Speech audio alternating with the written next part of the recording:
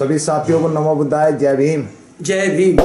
साथियों, आज हमारे साथ समाज सेवी प्रबुद्ध सेवा संस्था के आप अध्यक्ष हैं? मैं महासचिव। अच्छा, महासचिव हैं। और दूसरा ये doctor B.R. Ambedkar park, doctor Ambedkar सेवा समिति के अध्यक्ष हैं, जो 15 बीघे का भी मैंने देखा, वो पार्क बहुत अच्छा है। तो साथियों, आपका स्वागत है बाबूजी, वीराना जी, मनीराम वीराना जी हैं ये। तो हम इनसे जानना चाहेंगे, सर आपका नाम क्या है पूरा? मेरा नाम मनीराम सिंह वीराना है जी।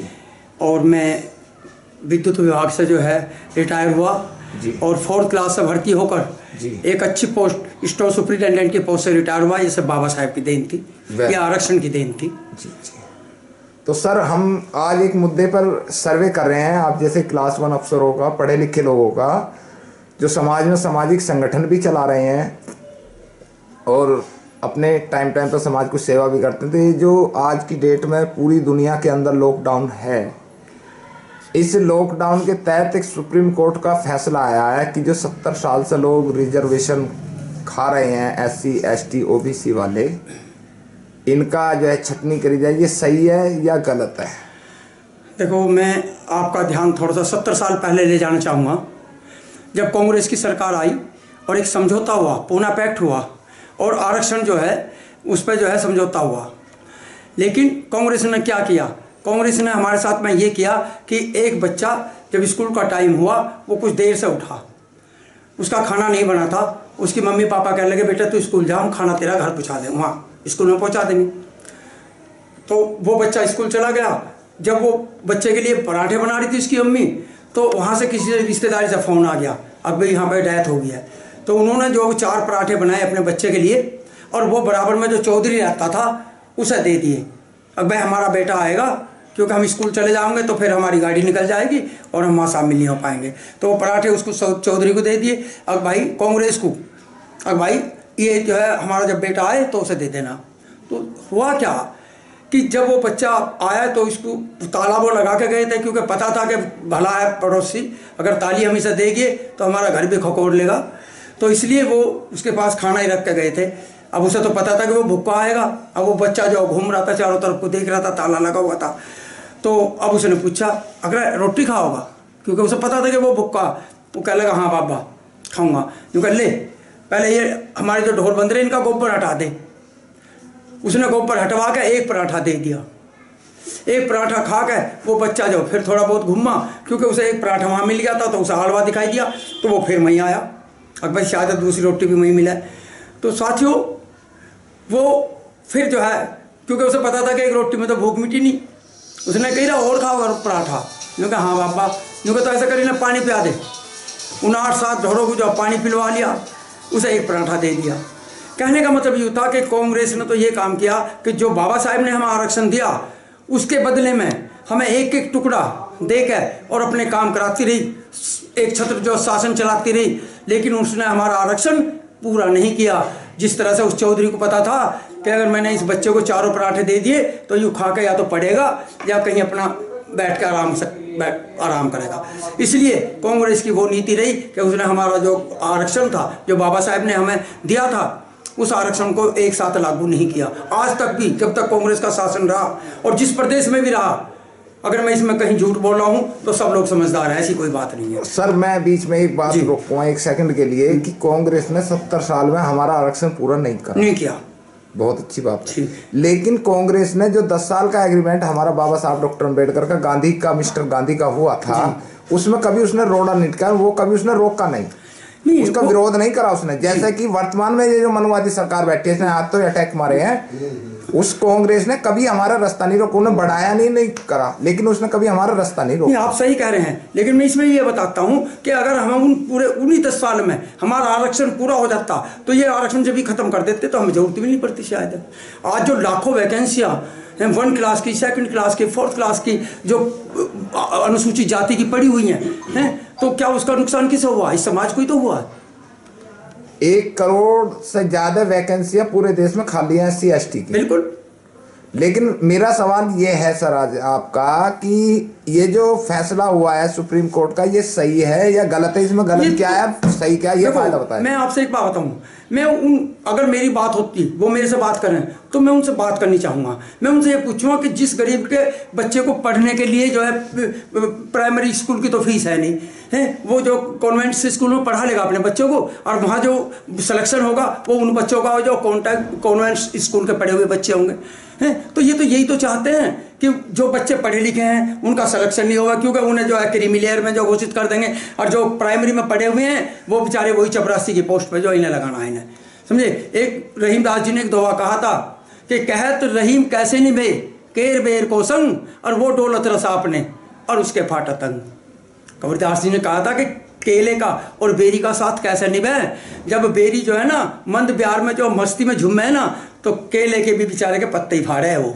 तो ये तो मनुवादी लोग हैं, अगर ये कोई निर्णय भी लेंगे तो ये हम लोगों, अनुसूचित जाति के लोगों का, और गलती उनकी भी नहीं है। मैं कहता हूँ इसमें हम ओबीसी ये सब लोग जिम्मेदार हैं।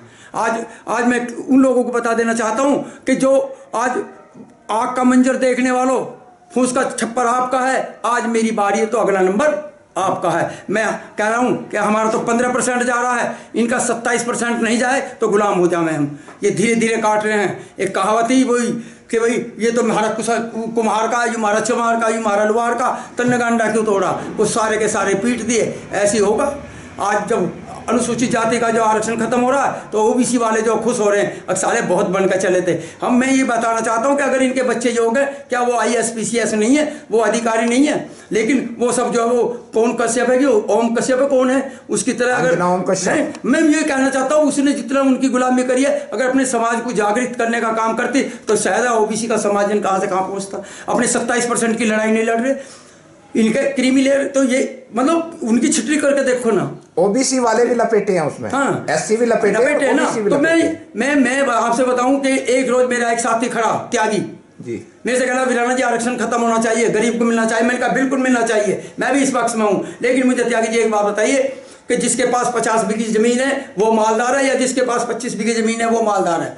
मैंने कहा 50 बीघे वाला मालदार है। मैंने कहा तो कभी आपने अपने बच्चे को उस लाइन में से हटाया जब नौकरी की लाइन में जो है वो 25 बीघे वाले का लड़का लग रहा था? अगर हट जा भाई, यू गरीब का है। मैं उनसे भी पूछना चाहता हूँ जिन्होंने 10% जो गरीब को दिया, ये मतलब क्या जरूरत थी इसकी आरक्षण बढ़ाने की उनकी? उधर मैं ये कहता हूँ जब तुम इतने दयालु हो तो जहाँ तुम्हारे जैसे पीछे गरीब का बच्चा लग रहा था वहाँ से अपने को हटा लेते, उनको गरीब को मौका देते। हम जब तो जानते, जब हमें कहते। ये तो हमें जो है बिल्कुल वो जो 5000 साल पुराने जो इन्होंने जो मनुवादी जो सोच है इनकी, वही कि भाई ब्राह्मण को जो है क्या उनकी धन रखने का अधिकार है, वो जो है दलित को नहीं है, तो वो सारी बातें लागू करना चाहते हैं ये लोग। मनुस्मृति जो है। और मैं कहता हूँ ये आरक्षण खत्म कर दो, लेकिन जड़ से खत्म करो ना। सबसे पहले शिक्षा को, समान शिक्षा लागू करो पूरे देश में, चाहे वो प्राइमरी स्कूल है, चाहे वो पब्लिक स्कूल है, चाहे वो कॉन्वेंट स्कूल है, सब में एक ही जो है सब्जेक्ट होना चाहिए, एक ही किताब होनी चाहिए। हम जब देखते हैं कैसे हमसे आगे निकलते हैं ये लोग, कहीं हमारे जो बुजुर्ग थे वही क्या इनसे बुद्धि में कम थे? आज हमारे लड़के जो है 99% नंबर ला रहे हैं, 99% जो है 0.9% जो नंबर ला रहे हैं। कहाँ कम है हमारे बच्चे? लेकिन आरक्षण आज क्या हो रहा, जो आरक्षण के जो डॉक्टर बने हैं वो कोरोना की डॉक्टरी कर रहे हैं, हम सेवा कर रहे हैं मरीजों की, और जो इनके जो जनरल वाले हैं आज सब अपने जो कोठियों में, बंगलों में, और जो अपने आप को बचाने में लग रहे हैं। तो ये क्या है सर? अब इसका जो ये है, इसका मुद्दे पे अगर आया जाए तो ज़्यादा अच्छा होगा कि इसमें फ़ायदा समाज का कितना, नुकसान कितना। ये तो सिवाय समाज को नुकसान देने के अलावा कुछ नहीं है। तो अब इसके विषय में आपकी प्रबुद्ध संस्था या आपके जो सामाजिक संगठन है, आप लोग इसमें क्या करेंगे लॉकडाउन के बाद, ये बताइए। लॉकडाउन के बाद में हमें तो अधिकार तो देखो जी बलिदान मांगते हैं। ठीक, मैं समाज से ये आह्वान करता हूँ कि घबराओ मत। आपका जो 2 अप्रैल 18 का जो है आंदोलन था, उसमें जो बलिदान हुए, समझे जी, उसका परिणाम आपने देख लिया, और हम इसके लिए भी तैयार रहेंगे, इसमें कोई दो राय नहीं है। हम अपने बच्चों के लिए, हम चोरी ना करते हैं, हम डकैती ना डालते, किसके लिए? बच्चों के लिए तो डाल रहे हैं। फिर तो सर मेरा कहने का मतलब ये है कि अभी आपने कहा 2 अप्रैल का जी, 2 अप्रैल में जो लोग हमारे 13 बच्चे शहीद हुए थे, उनके परिवार की सामाजिक संगठनों ने तो थोड़ी बहुत मदद कर दी जी, लेकिन ना तो किसी पार्टी ने उनकी मदद करी, ना ही किसी और व्यक्तियों ने उनकी मदद करी। उसके बाद जो 2 अप्रैल में जो लोग जेल गए थे, लाखों लोग पूरे देश के अंदर, उनमें पढ़ने लिखने वाले बच्चे थे जिन पर आज भी जबरदस्ती मुकदमे ठुके हुए तारीख भुगत रहे। उनका तो समाज से रास्ता ही कट गया। उनकी तो मदद करने को ना तो कोई संस्था गई, ना किसी पार्टी ने उन्हें किसी भी चीज़ का वो दिया, किसी भी पार्टी ने। तो वो कैसे आएंगे आपके साथ आंदोलन में? आपसे मैं आज भी बता रहा हूँ, मैं मोदीनगर में रहता हूँ और मोदीनगर का जो आंदोलन हुआ उसमें हम जो है मतलब जो है बिल्कुल संचालन करने वाले थे और यहाँ के जो एसडीएम महोदय थे वो साथ थे। यहाँ कोई झगड़ा नहीं हुआ। किसी भी आप वीडियोग्राफी को किसी को भी उठा के देख लें, लेकिन कोई सुनने वाला नहीं है। हमारे 23-24 आदमी जो बसपा पार्टी के कार्यकर्ता थे, जिनमें आधे वहाँ थे भी नहीं, जबकि उस आंदोलन में ओबीसी के और जनरल के लोग भी हमारे साथ थे, क्योंकि हमारे साथ अन्याय हो रहा था, इसलिए वो लोग साथ थे। लेकिन उनका किसी का नाम नहीं आया और ना ही हमें वो वीडियो दिखाई गई। और हमने कहा भी भाई आप वीडियो उससे विधायक से भी कहा, एमपी से भी कहा और क्या आपके जो है एसडीएम साहब से भी कहा हमने, क्योंकि वो वीडियो देखेंगे। मैंने कहा तो हमें वीडियो दिखाओ और जो दोषी हैं उनको फांसी की सजा दे दो, हम मना नहीं कर रहे। लेकिन मोदीनगर में कोई झगड़ा फसाद नहीं हुआ था, फिर भी जो 23 आदमियों के खिलाफ जो मुकदमा दर्ज कर लिया। अब उसका क्या निस्तार होगा? निस्तार के आप यही है था, संघर्ष है जिसका निस्तारण तो और कोई नहीं है। मैं सही बता रहा हूँ बात। आप लोगों को वैसे जो लोग जेल गए थे, जिन पर मुकदमे हुए, जो जेल नहीं है, जो लोग जेल गए थे, उनकी तो मदद आप लोगों को करनी चाहिए। बिल्कुल करनी चाहिए थी और करनी चाहिए भी और करेंगे भी, ऐसा नहीं है। अब क्या संदेश है आपका आने वाली जो है उसके लिए? जो है मेरा तो यही संदेश है जी कि जो हमारा समाज है, आरक्षण के लिए तो संघर्ष करना ही पड़ेगा।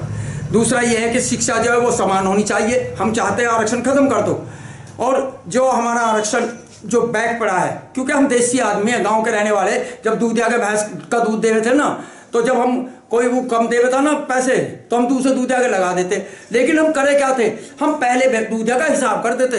तो हम यूं कहा कि हमारा पहले आरक्षण जो पूरा कर दो और तुम आज ही खत्म कर दो। आरक्षण खत्म तो तब होगा ना जब जातिवाद खत्म हो। हाँ, सब जातिवाद फिर खत्म करोगे आप। देखो वही है कि भाई बाबा साहब ने भी देखा, मतलब जड़ को पकड़ा बाबा साहब ने देखा कि इस समाज का पिछड़ने का कारण क्या है। तो सबसे पहला तो था अशिक्षा। जब अशिक्षा का बाबा साहब को एहसास हुआ तो उन्होंने कहा कि शिक्षित बनो। उन्होंने 3 मंत्र दिए, वैसे नहीं दिए। इस भारतवर्ष की जो बीमारी है उसके डॉक्टर तो थे बाबा साहब डॉक्टर भीमराव अंबेडकर, और जो सारी वर्ल्ड की जो बीमारी थी उसके कार्ल मार्क्स थे।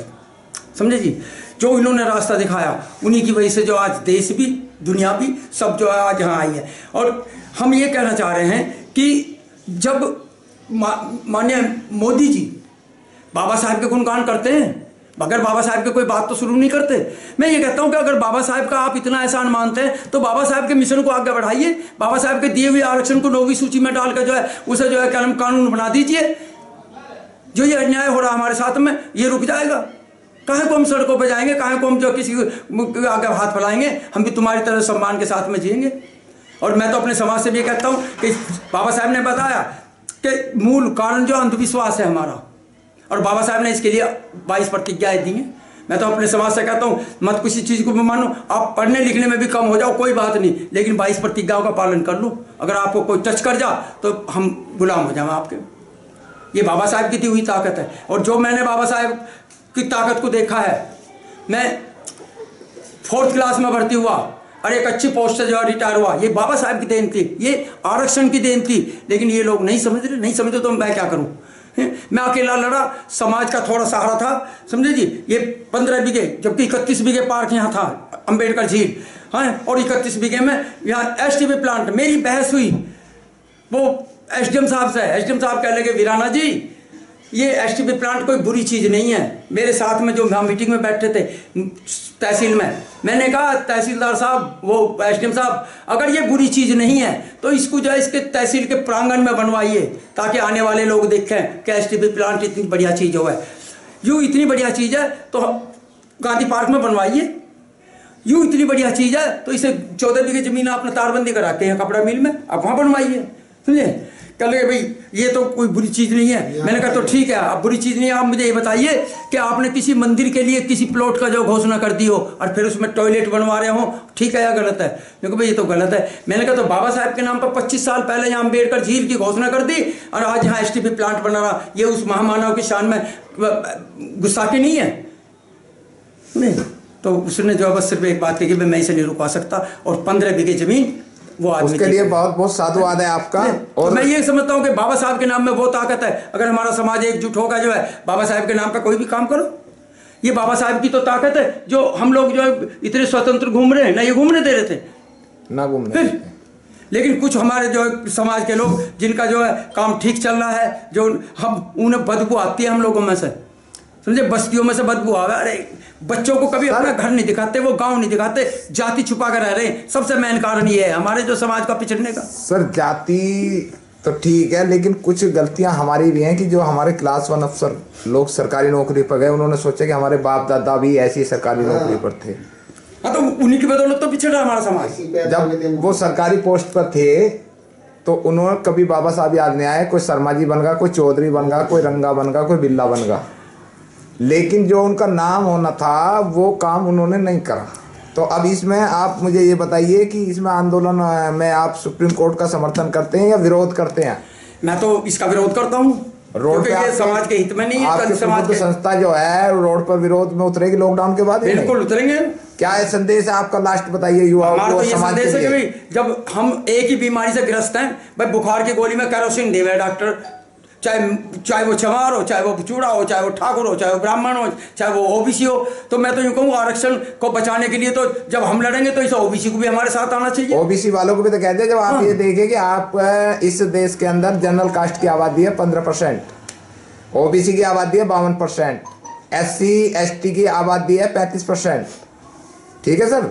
और आरक्षण पे जब जाते हैं तो ये हमारे 15% आरक्षण पर मुद्दा डालेंगे कि OBC पे इसलिए नहीं ठाते ये खुल के कि OBC वाले इनका मुंह ठोक देंगे पार्लियामेंट के अंदर।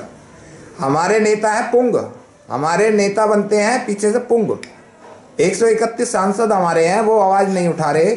और ये प्रतिदिन जो जब से ये माननीय सरकार आई है मोदी की, मिस्टर BJP, जब से सबसे ज़्यादा अटैक जो है वो SC कास्ट पर हो रहे हैं। ऐसा क्यों है? मैं इसमें भी ये बताऊंगा कि हम आरक्षण बचाओ संघर्ष समिति की राष्ट्रीय कार्यकारिणी से जुड़े हुए हैं।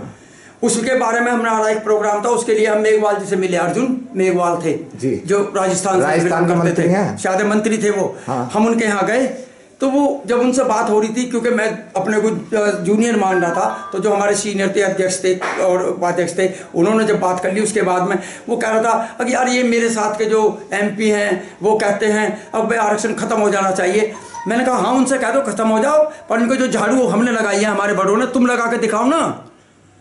जो गोबर हमने ढोया वो तुम ढो के दिखाओ, जो टट्टी तो हमने ढोई है वो तुम ढो के दिखाओ। आरक्षण आज ही खत्म कर दो।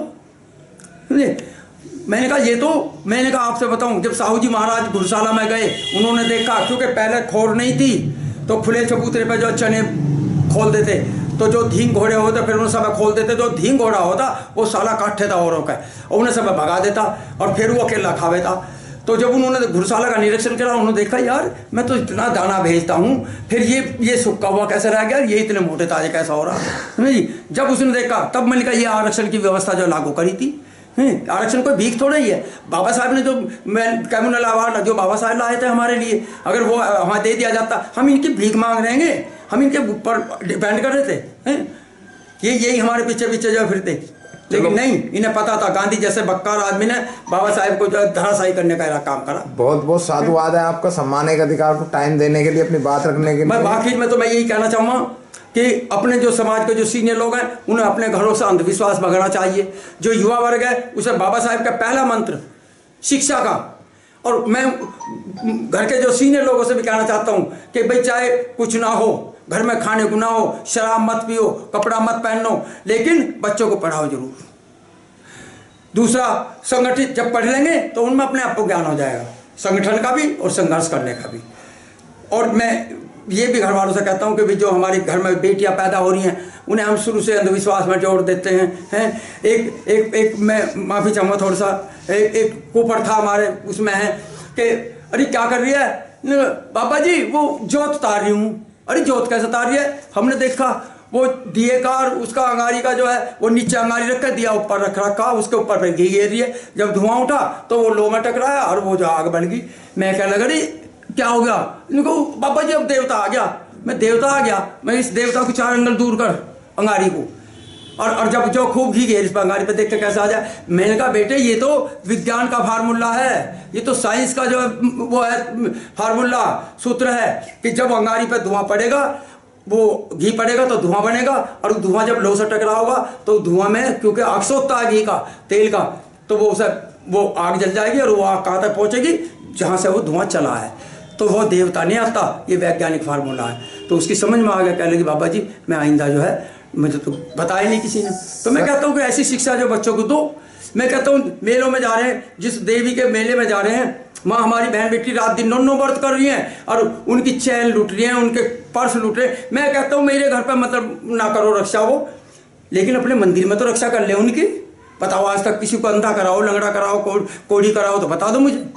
लेकिन फिर भी ये लोग नहीं समझ रहे। और हमारा जो डूबने का कारण है वो यही है कि हम अंधविश्वास से जुड़े हुए हैं, अंधविश्वास से नहीं निकलना चाहते। सर मैं एक बात लास्ट पूछनी चाहूँगा आपसे, वो ये है कि आपकी एज कितनी है?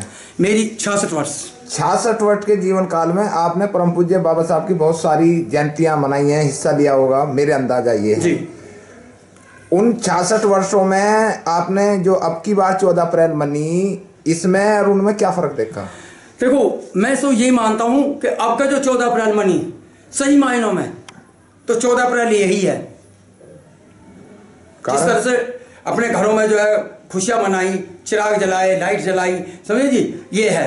वहाँ होना चाहिए प्रोग्राम, जहाँ एक सामाजिक प्रोग्राम होना चाहिए, उससे जो है लोगों में प्रचार प्रसार होना चाहिए बाबा साहब के जीवनी का, बाबा साहब के कार्यों का, तथागत गौतम बुद्ध के जो है वो मार्गों का, उनका हमें मतलब प्रचार प्रसार करना चाहिए। क्योंकि सब लोग जो शिक्षित नहीं है, सब लोग किताब नहीं पढ़ते, बाबा साहब को नहीं पढ़ते, तथागत गौतम बुद्ध को नहीं पढ़ते।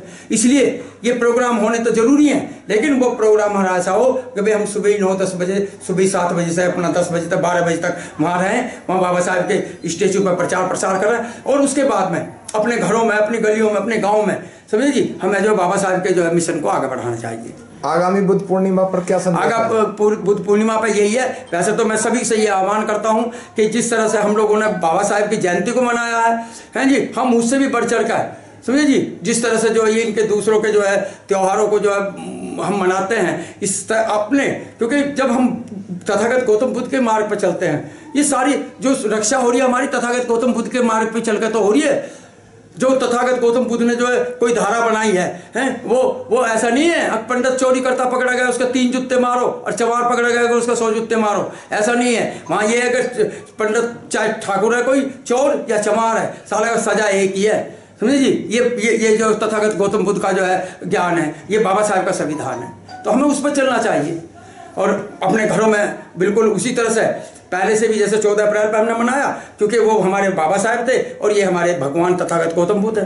जब हम इनकी कहानी पढ़ते हैं, जीवनी पढ़ते हैं, इनके मार्ग को देखते हैं, जिनका कष्ट इन्होंने उठाया, समझे, इन्होंने किसी का हित नहीं किया है, इन्होंने हर किसी को सम्मान दिया। लेकिन जिन लोगों ने हमारे मान अपमान, जिन्होंने अपने साथियों का जो अपमान किया है, लोग तो उनको जो भगवान मान रहे हैं, और हम जो लोग जिनके रास्ते पर चल के हमें सम्मान मिल रहा, हम उसे भगवान नहीं मान रहे। जिस धर्म में रह के हमें ऊंच नीच का जो है शिकार होना पड़ा है जी, हम छूत और अछूत हो जाए हैं जी, उस धर्म की जो हम परंपराओं को निभा रहे हैं, और जहाँ हमें समानता, सम्मान और प्यार मिलता है, वो उससे हम दूर भाग रहे हैं। ये लोग जो मनुवादी लोग हैं, इन्होंने जो पट्टे डाल ले ना हमारे, ये जो 131 बैठे हैं, समझे, मैं इनको भी कहना चाहता हूँ कि डूब कर मर जाओ अगर तुम्हारे अंदर गहरा तो। वैसे मैं तो वही बात है, मैं कहना नहीं चाहता उन बातों को, समझे जी, क्योंकि हमने जो है क्या नाम जी वो उदित राज जैसे को देखा, समझे, वो यूँ कहता था कि जो राम मंदिर की भूमि, यूँ वहाँ गौतम बुद्ध के जो वे मिल रहे हैं अवशेष हैं, और जब पट्टा पड़ गया बीजेपी का, RSS का झंडा चूतड़ों में हो गया, समझे जी, एक दिन भी जिक्र सुना किसी से? उदित राज ने कहा कभी अगर ये तथागत गौतम बुद्ध की भूमि है, यहाँ बौद्ध धर्म के अवशेष मिल रहे हैं? अवशेष तो अभी 2 दिन पहले ही मिले भगवान बुद्ध के वहाँ संकिसा में। लेकिन अब यही हो रहा है कि इन लोगों को भी एकता है, हम लोग अब क्या संदेश सर? बहुत बहुत साधुवाद आपका। क्या लास्ट संदेश है समाज के? मैं समाज को ये कहूँगा कि हमें जिस तरह से बाबा साहब की जो हमने जयंती मनाई है, हम बुद्ध पूर्णिमा को भी उसी तरह से मनाएं, और बुद्ध को पढ़ें, बाबा साहेब को पढ़ें, पहले बाबा साहेब को पढ़ें, क्योंकि भारतवर्ष में जो बौद्ध धर्म का जो रास्ता है वो बाबा साहेब के सामने से होकर गुजरता है। जब हम बाबा साहेब को पढ़ेंगे तभी जो है गौतम बुद्ध तक पहुंच पाएंगे। बहुत बहुत साधुवाद आपका, सम्मान एक अधिकार को टाइम देने के लिए। ये थे हमारे साथ मनीराम वीराना जी, मोदी नगर जगतपुरी। ये बाबा साहब की अगली मुलाकात होगी, एक बहुत अच्छी इन्होंने एक विरासत समाज को देने जा रहे हैं, उसकी डिटेल में अगले मुलाकात में आपसे करूँगा। बहुत बड़ा इन्होंने समाज को एक त्याग, एक इनके जो साथी हैं उन लोगों ने एक ऐसी लड़ाई लड़ी है जिसको सुनकर आप लोग खुश हो जाएंगे कि हाँ कुछ चीज़ समाज को दी गई है। तो उसकी डिटेल बाद में देंगे। सम्मान एक अधिकार में टाइम देने के लिए वीराना जी का बहुत बहुत साधुवाद। मैं आपका भी धन्यवाद करता हूँ, आपने मुझे ये मौका दिया। और मैं जो भी मेरे इस लाइव को देखेंगे सुनेंगे, मैं उनसे भी आग्रह निवेदन नंदन अभिनंदन करता हूं उनका। और बाबा साहब के लिए, तथागत गौतम बुद्ध के लिए मैं चाहूँगा कि वो लोग जो है अगर मेरी बात अच्छी लगे तो इस पर जो है अमल करने का जो है प्रयास करें और आने वाली जनरेशन को एक न्यायी दिशा निर्देश। नमो बुद्धाय, जय भीम। धन्यवाद, जय भीम। बाबा साहेब और तथागत गौतम बुद्ध को समर्पित है। भारत देश हमारा है, प्राणों से भी प्यारा है। हम भारत के लिए हर कुछ न्यौछावर कर देंगे। बाबा साहेब के लिए, गौतम बुद्ध के लिए सब कुछ न्यौछावर। जय भीम, नमो बुद्धाय। जय भीम, नमो बुद्धाय।